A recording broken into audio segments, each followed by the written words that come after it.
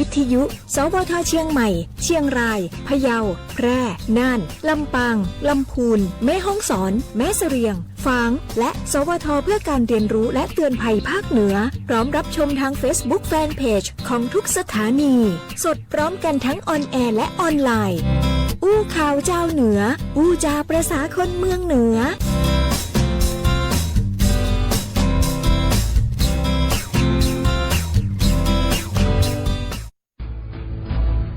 เพราะเรามีหน้าที่กำกับดูแลบริษัทประกันภัยตัวแทนและนายหน้าประกันภัยให้มั่นคงโปร่งใส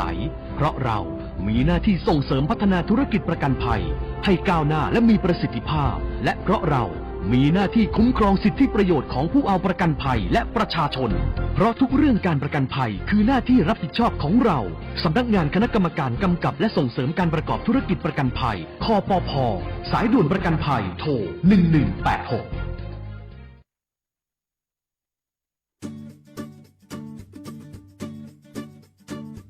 องค์การบริหารส่วนจังหวัดแพร่ขอเชิญเที่ยวชมสวนสมุนไพรโครงการ1 อปท. 1 สวนสมุนไพรเฉลิมพระเกียรติพระบาทสมเด็จพระเจ้าอยู่หัวเนื่องในโอกาสมหามงคลเฉลิมพระชนมพรรษา6 รอบ 28 กรกฎาคม 2567 แหล่งองค์ความรู้เกี่ยวกับสมุนไพรท้องถิ่นแหล่งศึกษาเกี่ยวกับสรรพคุณของสมุนไพรท้องถิ่นและเป็นพื้นที่เพื่อการอนุรักษ์สมุนไพรท้องถิ่นอย่างยั่งยืนพร้อมสัมผัสโอโซนธรรมชาติของจังหวัดแพร่ดื่มด่ำบรรยากาศเย็นสบายที่ห้อมล้อมไปด้วยต้นไม้นานาพันธุ์ที่ถ้ำผานางคอยตำบลร้องกวางอำเภอร้องกวางจังหวัดแพร่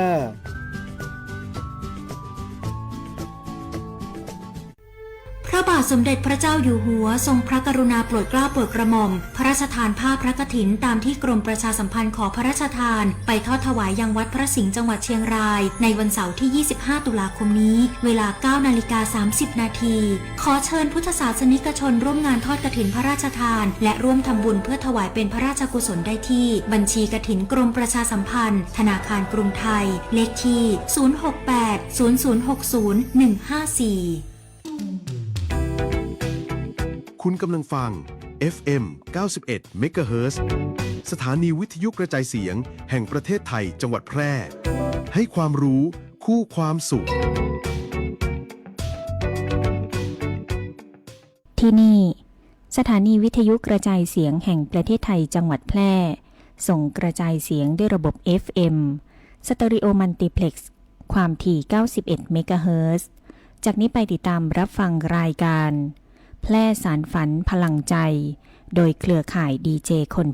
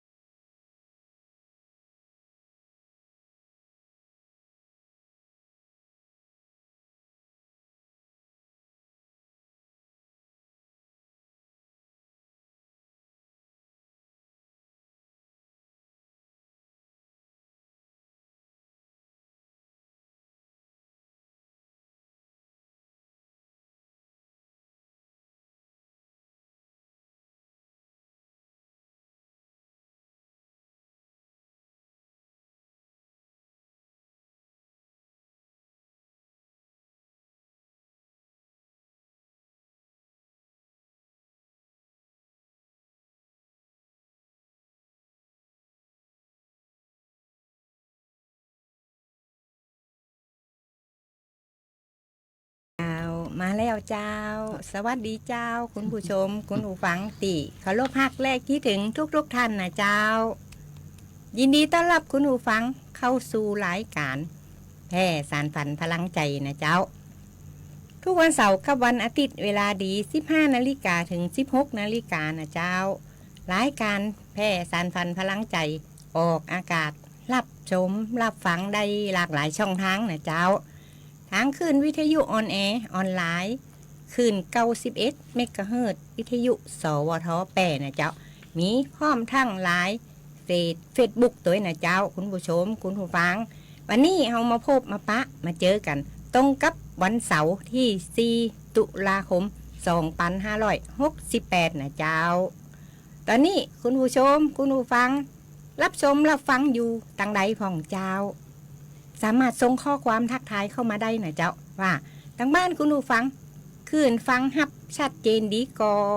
วันนี้สภาพอากาศเป็นจะได้พองสามารถส่งข้อความทักทายเข้ามาได้นะเจ้าคุณผู้ชมคุณผู้ฟังเป็นประจำเช่นเคยนะเจ้าคุณผู้ฟังอยากฟังเพลงหยังเชิญชอบเพลงหยังแนะนำเข้ามาหลังไหมนะเจ้า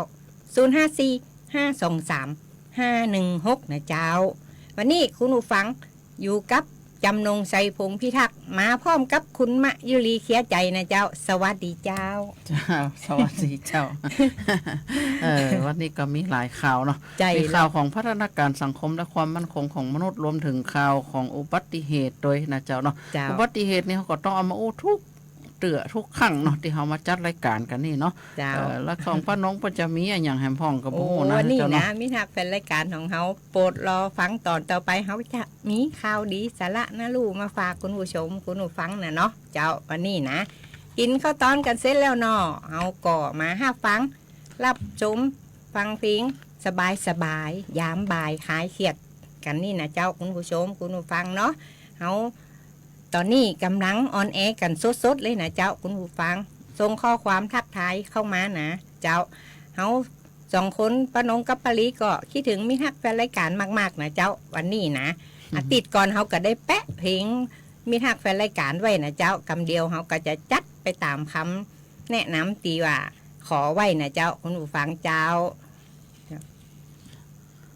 กำเดียวเขาไปหับฟังเพลงตีว่ามีหน้าแฟนรายการแนะนำกันเข้ามานะเจ้าเดี๋ยวมารับ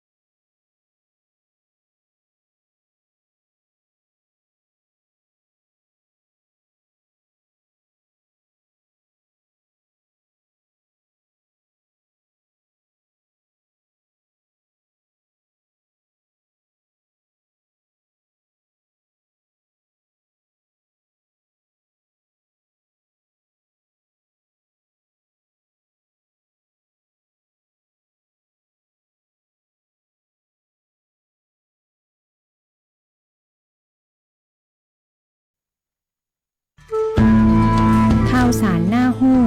อู้ม่วนจวนฟังในช่วงอู้ข่าวเล่าสู่กันฟัง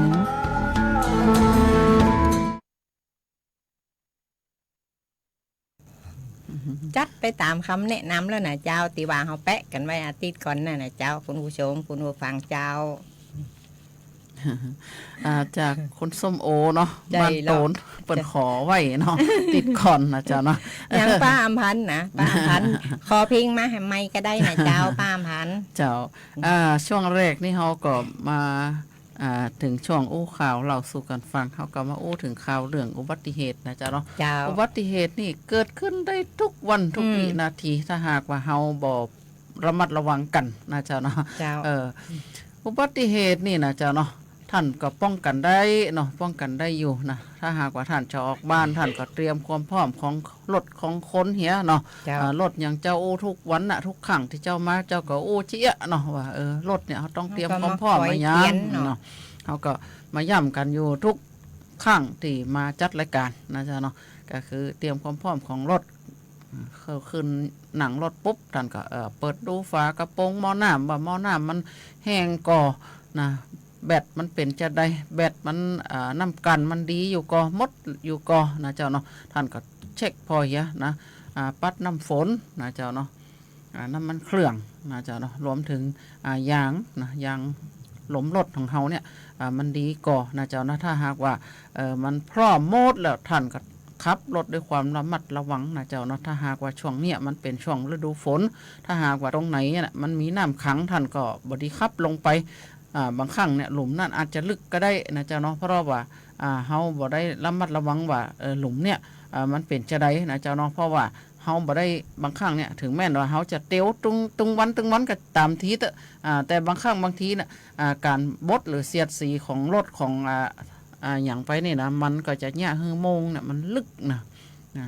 อย่างช่วงมาเจ้ามาแรงก็เช่นกันนะเจ้าเนาะถ้าหากว่าเป็นช่วงละอ่อนเลิกเรียนเนี่ยมันเป็นช่วงที่ว่านักเรียนก็นักคนก็นักรถก็นักนะเจ้าเนาะถ้าหากว่าท่านจะข้ามถนนท่านก็ข้ามตรงทางม้าลายแล้วก็คนข้ามถนนน่ะระมัดระวังตัวนะเจ้าเนาะพอรถผ่องเนาะใจพอสายพอขวาเนาะถ้าหากว่ามั่นใจก่อนก่อยข้ามนะถ้าหากว่ามาแรงมาเนี่ยท่านก็คนขับก็ต้องระมัดระวังคนเดินข้ามถนนเช่นเดียวกันนะเจ้าเนาะยิ่งช่วงเป็นเวลาเขาเวลาโพเพเนี่ยที่ว่าเขาถ้ายังคนมาเก่านี่เขาว่าเวลาตีเป็นตะวันจะตกดินตกแลบ่ตกแลนะเจ้าเนาะ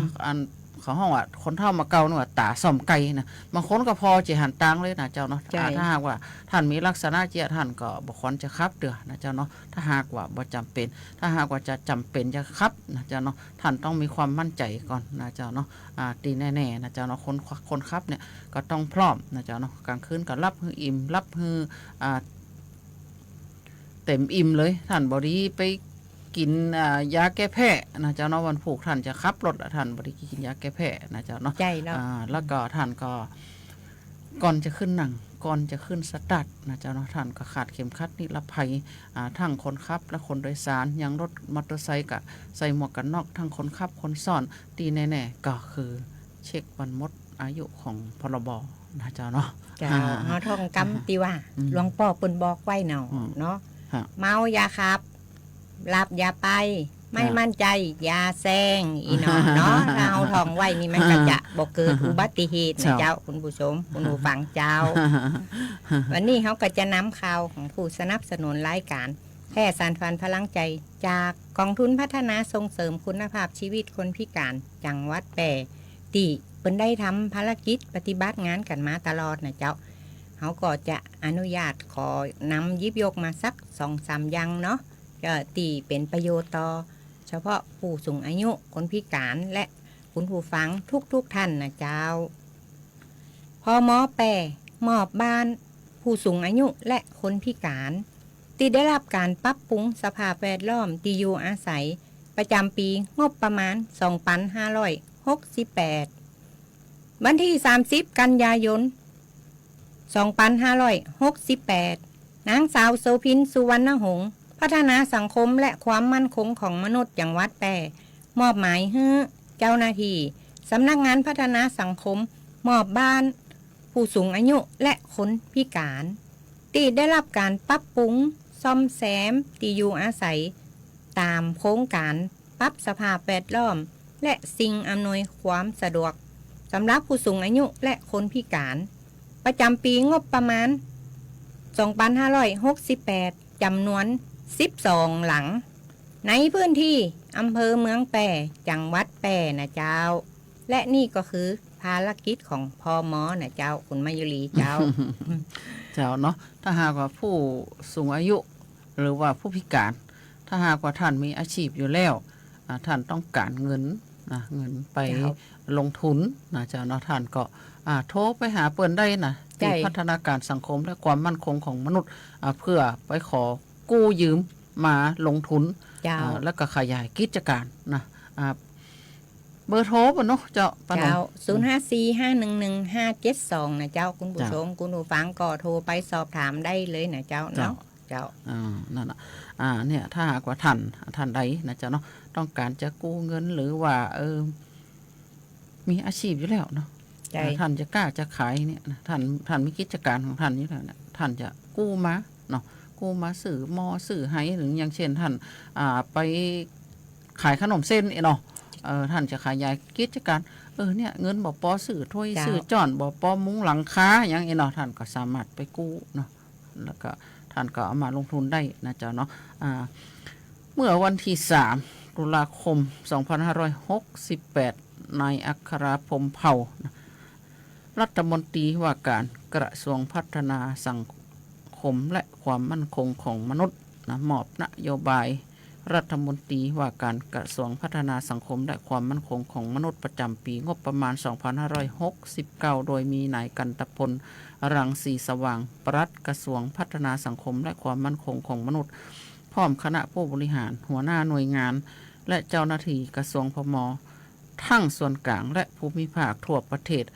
ร่วมรับฟังนโยบายณห้องประชุมประกรณ์นะเจ้าเนาะจันทร์2นะเจ้าอังสุสิงห์นะเจ้าจันทร์2กรมพัฒนาสังคมและความมั่นคงของมนุษย์กระทรวงพัฒนาสังคมนะเจ้าเนาะและความมั่นคงของมนุษย์สะพานข่าวกรุงเทพและก็ผ่านระบบซูมนะเจ้าอันนี้เปิ้นก็หาวิธีการแนวทางที่ว่าจะแยกจะได้ให้ผู้สูงอายุและผู้พิการกลุ่มเบาบางมีอาชีพมีงานทำนะเจ้าเนาะรวมถึงเข้าถึงนะเจ้าเนาะเข้าถึงเงินกองทุนมูนี่นะเจ้าเนาะอันนี้ก็เป็นสิ่งดีๆกับคนพิการรวมถึงผู้สูงอายุนะเจ้าเนาะถ้าหากว่าท่านต้องการกู้เงินกู้อย่างเนี้ยท่านก็สามารถโทรไปไปถามนะทุกพื้นที่นะเจ้าเนาะทั่วประเทศนะเจ้าเนาะก็จะมีพัฒนาการสังคมและความมั่นคงของมนุษย์มีอยู่ทุกจังหวัดนะเจ้าท่านก็ลองไปปรึกษาตีในท้องที่ที่ท่านอยู่นะเจ้าเนาะป้านงเนาะเจ้าคุณผู้ชมคุณผู้ฟังเจ้าวันนี้เราก็จะนำข่าวดีๆมาฝากคุณผู้ฟังป่อๆแม่ๆพี่น้องประชาชนคนไทยทุกท่านนะเจ้าใจจุ่มๆไว้หนอปอหนอใจจุ่มๆไว้นะแม่นะ ความคืบหน้าโครงการคนละครึ่งเนี่ยเจ้าโครงการคนละครึ่งพัดและโครงการคืนละครึ่ง 2568 นี่นะเจ้ารัฐบาลประกาศเริ่มช่วยเหลือกลุ่มแรกคือผู้ถือบัตรสวัสดิการแห่งรัฐจำนวนกว่า13 ล้านกว่าคนนะเจ้าคาดว่าจะเริ่มโอนจ่ายในช่วงเดือนตุลาคม 2568 มีกลุ่มแรกกลุ่มเป้าหมายผู้ถือบัตรสวัสดิการแห่งรัฐวงเงินช่วยเหลือปกติเฮาได้300เนาะคนที่มีบัตรสวัสดิการนี่นะแล้วทางรัฐจะเพิ่มเติมฮื้อแหมคนละ 1,700 บาทนะเจ้ารวมเป็น 2,000 บาทนะเจ้าคุณผู้ฟังแล้วเพิ่นจะโอนเงินจ่ายครั้งเดียวเข้าในบัตรสวัสดิการนี่นะเจ้าแล้วในระยะเวลาที่เฮาได้จ่ายนี่ก็คือเดือนหน้าเดือนพฤศจิกายนถึงเดือนธันวาคมนี่นะเจ้าเพราะว่าเพิ่นจะเพิ่มเติมฮื้อครั้งนี้ครั้งเดียวนี่นะเจ้าคุณผู้ชมคุณผู้ฟังที่ว่าในกลุ่มที่1นี่นะเจ้าที่มีบัตรสวัสดิการนี่แล้วกลุ่มที่2 ประชาชนทั่วไปที่ว่าบ่ได้อยู่ในระบบก็มีบ่ได้อยู่ในระบบภาษีก็มี9 ล้านคนนี่นะเจ้าคุณผู้ชมคุณผู้ฟังคนละครึ่ง50-50เปิ้นก็ได้สิทธิ์ให้คนละ 2,400 บาทในการใช้จ่ายบ่เกินวันละ200 บาทต่อวันนะเจ้าคุณผู้ฟังแล้วกลุ่มที่3ที่มีอยู่ในระบบภาษีก็จำนวน11 ล้านคนนี่นะเจ้าคุณผู้ชมคุณผู้ฟังเปิ้นก็จะโอนให้ภายฮื้อใจในเดือนพฤศจิกาถึงเดือนธันวาคมนี่นะเจ้าคุณผู้ฟังแล้ววันจ่ายเบี้ยผู้สูงอายุเบี้ยผู้พิการเงินอุดหนุนบุตรเลี้ยงดูเด็กเบี้ยเด็กของเดือนตุลาคมนี่นะเจ้าทางกรมบัญชีกลางก็จะโอนเงินเข้าบัญชีในวันศุกร์ที่10 ตุลาคมนี่นะเจ้าคุณผู้ชมคุณผู้ฟังคุณมายุรีเนาะเจ้า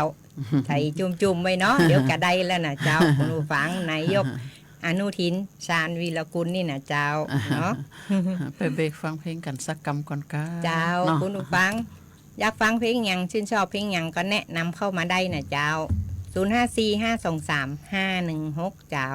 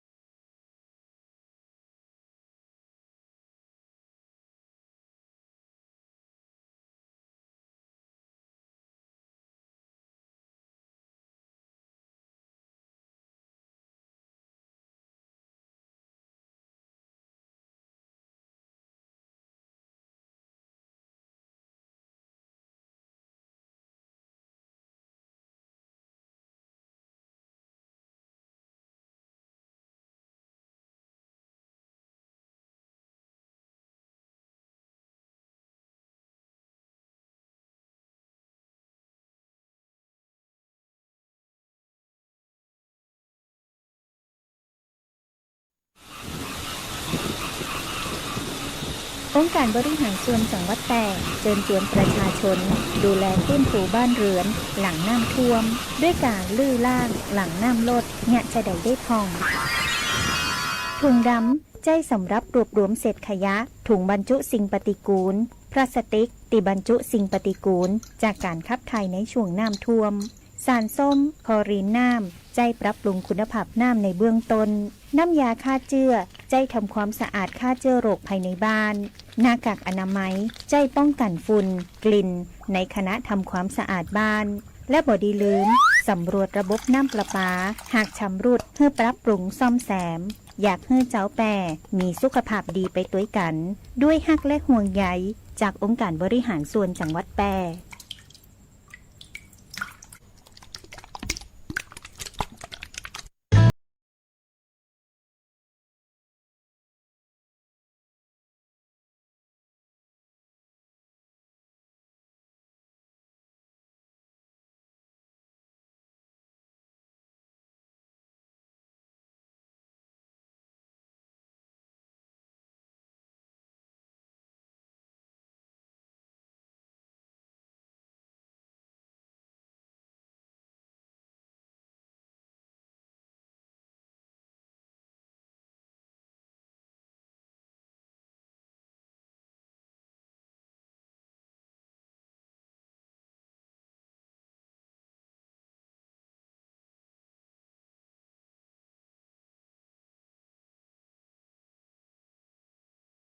ขีดสี่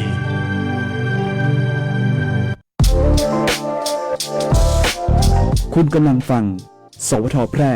FM 91 MHz กรมประชาสัมพันธ์สถานีเพลงเพราะ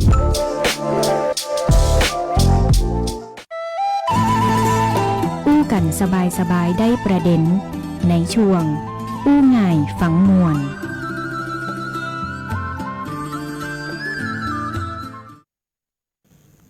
เจ้าจัดไปตามคำแนะนำแล้วนะเจ้านี่ฮักเป็นรายการของเขาหน้าฮักมากๆขอเพลงได้เลยมาเร็วกับไปเร็วเลยนะเจ้าทินไทยงามจัดไปตามคำแนะนำแล้วนะเจ้าของป้าอำพันธ์ก็จัดไปตามคำขอแล้วนะเจ้าป้าอำพันธ์นี่ฮักเป็นรายการขาประจำของเขานี่เนาะเจ้าจัดไปตามคำขอแล้ววังบัวบานเจ้าช่วงอู้ง่ายฟังม่วนนะเจ้าเนาะเจ้าก็พัฒนาการสังคมและความมั่นคงของมนุษย์นะเจ้าเนาะร่วมกันจัดกิจกรรมประดิษฐ์ผีเสื้อจากผ้าไทยประจำถิ่นของจังหวัดแปรนะเจ้าเนาะวันที่29กันยายน 2568นายชมชัยเลิศประสิทธิพันธ์ผู้ว่าราชการจังหวัดแปรพร้อมด้วยนางทิติมาสุภาพันธ์นายกเหล่ากาชาติจังหวัดแปรและหัวหน้าส่วนราชการและสมาชิกสมาคมผู้นำสตรีพัฒนาชุมชนจังหวัดแปรดำเนินกิจกรรมประดิษฐ์ผีเสื้อจากผ้าไทยประจำถิ่นของจังหวัดเพื่อสนับสนุนการออกร่านงานกาชาติของสมาคมแม่บ้านมหาดไทยประจำปี 2568 ณ ห้องประชุมสมาคมผู้นำสตรีพัฒนาชุมชนจังหวัดแปรตำบลจอแฮอำเภอเมืองแปรจังหวัดแปรในการนี้นางสาวโสภินสุวรรณหงษ์พัฒนาสังคมและความมั่นคงของมนุษย์จังหวัดแปรเข้าร่วมกิจกรรมดังกล่าวนะเจ้าเนาะอันนี้ก็แสดงให้เห็นว่าภาพประจำถิ่นของจังหวัดแปรของเฮาเนี่ยสามารถเนี่ยได้หลากหลายนะเจ้าเนาะรวมทั้งเอาไปเขาห้องว่าไปเพ่นไปฟอกแล้วก็เอาไปมัดย่อมไปทำได้สารพัดนะเจ้าเนาะเดี๋ยวนี้ก็คือว่ามันมีการเปลี่ยนแปลงและก็พัฒนาให้สวยงามมากกว่าเดิมนะเจ้าเนาะแต่ก่อนนี้ท่านจะหันได้ว่าจะเป็นเสียโกเฮงกาเสียมัดกานะเจ้าเนาะมัดสายถั่วนั่นนะแล้วก็เชิดนะเชิดแขนสั้นแขนยาวแต่เดี๋ยวนี้นี่ก็เปิ่นก็เนี่ยไปได้หลายรูปแบบนะเจ้าเนาะพัฒนาสู่เขาห้องว่าสู่สายตาของประเทศไทยและก็ทั่วโลกนะเจ้าเนาะทาง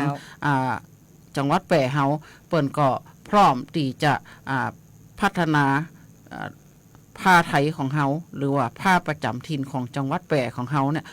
ฮือมีหลากหลายรูปแบบแล้วก็ฮือสวยงามนะเจ้าเนาะฮือสวยงามและเป็นตีต้องตาต้องใจ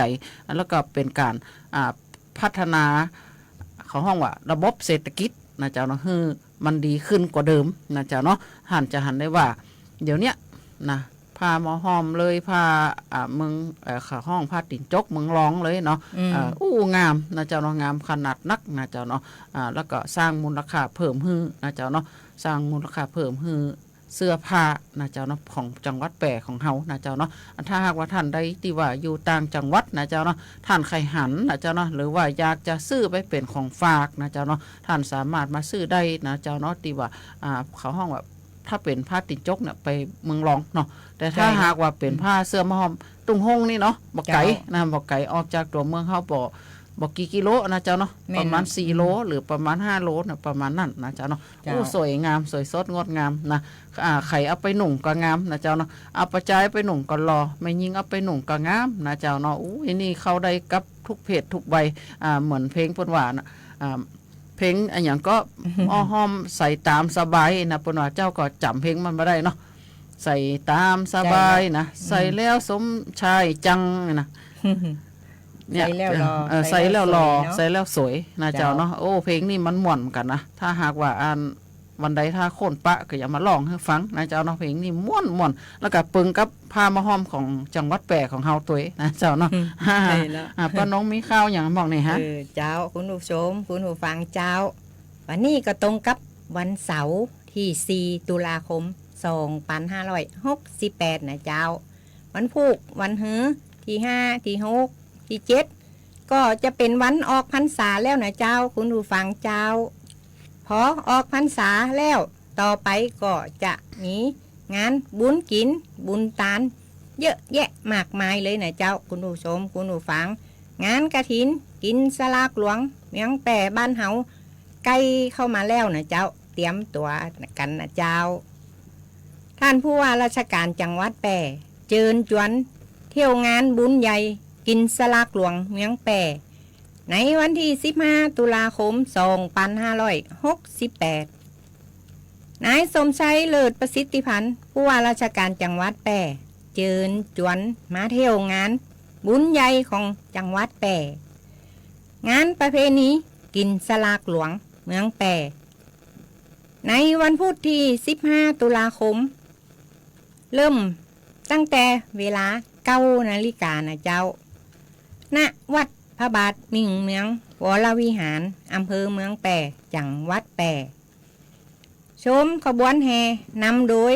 วงโยธวาทิตของน้องๆ นักเรียนขบวนเทวดานางฟ้าจากมหาวิทยาลัยแม่โจ้แปรเฉลิมพระเกียรติขบวนจากสถานทั้ง8 อำเภอนะเจ้ามีขบวนแห่ต้นสลากซึ่งมีเนื้อหาตามพระธรรมบทและแสดงถึงอัตลักษณ์ที่โดดเด่นของแต่ละอำเภอขบวนจากองค์การบริหารส่วนจังหวัดแปรและขบวนเครือข่ายภาคเอกชนตั้งขบวนจะเริ่มจากตลาดแพร่ปีดาเคลื่อนผ่านถนนเจริญเมืองผ่านประตูใจมาวัดพระบาทเมืองวรวิหารและรวมชมการฟ้อนกองอืดกว่า200ชีวิตนะเจ้าฟังซอจากคณะซอแม่ครูลำดวนพร้อมด้วยการแสดงศิลปะวัฒนธรรมอันหลากหลายที่สะท้อนถึงอัตลักษณ์และภูมิปัญญาท้องถิ่นที่งดงามของชาวจังหวัดแปรในวัดพระบาทมิ่งเมืองวรวิหารนะเจ้าแล้วส่วนด้านนอกด้านหน้าที่ส่วนสุขภาพมีคอนเสิร์ตวงหงยกแปรนะเจ้าและการร้องเพลงของน้องเยาวชนท่านผู้ว่าราชการจังหวัดแปรกล่าวในโอกาสนี้ขอเชิญพ่อแม่พี่น้องประชาชนนำกล้วยสลากโจกหรือต้นกะละปะพึกร่วมทำบุญถวายสลากเพื่อเป็นการสืบสานและรักษาประเพณีอันสูงคุณค่า แสดงออกถึงความกตัญญูกตเวทีต่อบรรพบุรุษในการส่งเสริมการท่องเที่ยวเชิงวัฒนธรรมเพื่อกระตุ้นเศรษฐกิจของจังหวัดแปร่ตัวนะเจ้าคุณผู้ชมคุณผู้ฟังคุณมายุรี ต่อไปนี่เดี๋ยวถ้าออกพรรษาก็งานบุญกินตานเยอะแยะมากมายเลยเนาะเจ้าก็เป็นงานกินสลากนะเจ้าเนาะกินสลากทุกวัดทุกตีก็จัดกันนะเจ้าเนาะจัดกันรวมถึงเขาห้องว่าอย่างก็กินสลากแล้วมันจะมีงานอะไรอย่างก็กฐินเนาะกฐินหลายตีนะเจ้าเนาะหลายตีก็จะมีงานกฐินนะเจ้าเนาะใกล้ไหนก็ทำท่านนะเจ้าเนาะมันก็ได้บุญต่อกันนะเจ้าได้บุญต่อกันเจ้าใกล้ดังใดท่านก็ไปทำตั้งนั้นเตอะเนาะเพื่อสืบสานประเพณีและอนุรักษ์วัฒนธรรมท้องถิ่นนะเจ้าเนาะแต่ละตีแต่ละท้องถิ่นก็จะมีการประเพณีบ่ค่อยเหมือนกันนะเจ้าเนาะประเพณีเหมือนกันแต่นะเจ้าเนาะเอาก็มาถึงข่าวของพัฒนาการสังคมและความมั่นคงของมนุษย์จังหวัดแปร่ร่วมลงพื้นที่ตรวจเยี่ยมเยาวชนผู้รับทุนมูลนิธิร่วมจิตน้อมเกล้าเพื่อเยาวชนในพระบรมราชินูปถัมภ์จำนวน8รายพื้นที่4อำเภอนะเจ้าเนาะวันที่28กันยายน2568จังหวัดแปร่นำโดยนายสมชัยเลิศประสิทธิพันธ์ผู้ว่าราชการจังหวัดแปร่และนางสาวทิติมาสุภาพันธ์ประธานแม่บ้านมหาดไทยจังหวัดแปร่ตรวจเยี่ยมเยาวชนผู้รับทุนมูลนิธิร่วมจิตน้อมเกล้าเพื่อเยาวชนในพระบรมราชินูปถัมภ์ประจำปีการศึกษา 2568 หรือภาคเรียนที่ 1 ในสถาบันการศึกษา 6 แห่งจำนวน 8 รายได้แก่ โรงเรียนกีฬาอบจ.พัฒนาประชาอุปถัมภ์อำเภอหนองม่วงไข่จำนวน 1 ราย โรงเรียนราชประชานุเคราะห์ 25 จังหวัดแปร่นะเจ้าอำเภอล่องกวาง 3 รายนะอำเภอ2จำนวน 2 รายก็คือโรงเรียนชุมชนบ้านหนุนเหนือหรือแสงสีวิทยา1รายและวิทยาลัยการอาชีพ1รายและอำเภอเมืองจำนวน2รายก็คือโรงเรียนรัฐราชบำรุง1รายโรงเรียนพิริยาลัยจังหวัดแปร่1รายในการนี้นางสาวโสภินสุวรรณหงษ์พัฒนาการสังคมและความมั่นคงของมนุษย์จังหวัดแปร่พร้อมเจ้าหน้าที่สำนักงานพมจ.จังหวัดแปร่ได้ร่วมลงพื้นที่ตรวจเยี่ยมให้กำลังใจมอบถุงยางชีพเพื่อบรรเทาความเดือดร้อนในเบื้องต้นพร้อมทั้งพิจารณาให้ความช่วยเหลือเงินสงเคราะห์ครอบครัวและปรับสภาพแวดล้อมที่อยู่อาศัยแก่เยาวชนผู้รับทุนมูลนิธิร่วมจิตน้อมเกล้าดังกล่าวนะเจ้าเนาะจะหันได้ว่าพัฒนาการสังคมและความมั่นคงของมนุษย์เปิ่นบ่ได้ละทิ้งไข่อยู่เบื้องหลังทุกหน่วยงานทุกองค์กรในจังหวัดแปร่ของเฮาเปิ่นก็บ่ได้ทิ้งให้ประชาชนอยู่เบื้องหลังพร้อมที่จะปาเดินไปพร้อมๆกันนะเจ้าเนาะเจ้า กำเดียวเฮาไปเบรกฟังเพลงกันสักเพลงเนาะเจ้าคุณผู้ฟังแล้วก็มาฮับฟังมาฮับช่วงนะสาระสุดท้ายรายการนะเจ้าขอเจริญพรญาติโยมสาธุชนทั้งหลายทุกท่านทุกคนร่วมงานประเพณีกินสลากหลวงเมืองแพร่ซึ่งถือเป็นประเพณีอันเก่าแก่ทรงคุณค่าและเป็นเอกลักษณ์ของชาวล้านนาที่ได้ปฏิบัติสืบทอดกันมาอย่างยาวนานเพื่อถวายทานอุทิศกุศลแก่ผู้ล่วงลับและเป็นการบำเพ็ญบุญบารมีอันยิ่งใหญ่สืบทอดอายุพระพุทธศาสนารักษาประเพณีวัฒนธรรมที่ดีงามของไทยไว้ตลอดจนเป็นการส่งเสริมความสามัคคีในหมู่ชุมชนสังคมในจังหวัดและในบ้านเมืองดังนั้นในนามของคณะสงฆ์จังหวัดแพร่อาตมาภาพขอเจริญพรเชิญชวนพุทธศาสนิกชนทุกท่านทุกคนในจังหวัดแพร่และจังหวัดใกล้เคียง มาร่วมเป็นส่วนหนึ่งของการจัดงานประเพณีกินสลักหลวงเมืองแพร่ประจำปี 2568 ซึ่งจะจัดขึ้นในวันที่ 15 ตุลาคม 2568 เวลา 9 นาฬิกาเป็นต้นไป ณ วัดพระบาทมิ่งเมืองวรวิหาร ก็ขออนุโมทนาสาธุการทุกท่านทุกคนและขอเรียนเชิญมาร่วมงานกัน โดยพร้อมเพรียงกันทุกท่านทุกคนด้วยเถิดขอเจริญพร แบ่งกันปั่นความหู้ในช่วงนานาสาระ